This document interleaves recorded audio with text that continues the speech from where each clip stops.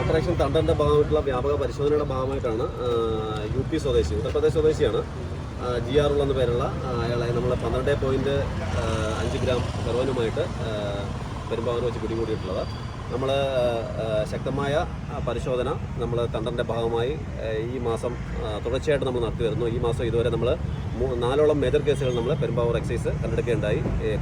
പെരുമ്പാവൂർ കേന്ദ്രീകരിച്ചാണ് 4ഓളം മേജർ കേസുകൾ കണ്ടെടുക്കുകയുണ്ടായി.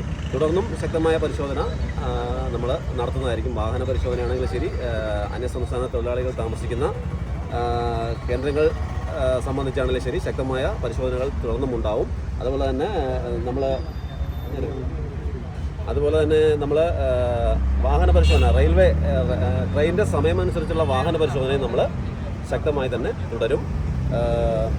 ഈ പ്രതിയെ നമ്മൾ ഇന്ന് തന്നെ ബഹുമാനപ്പെട്ട മജിസ്ട്രേറ്റ് മുമ്പാകെ ഹാജരാക്കും.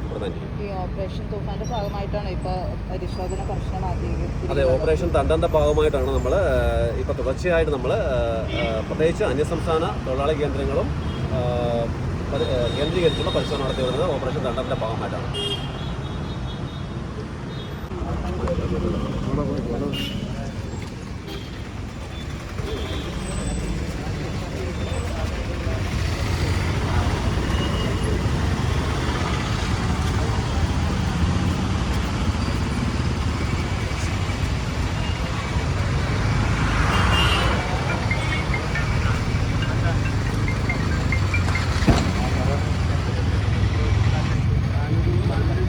വേറെ പക്ഷേ നോക്കാം,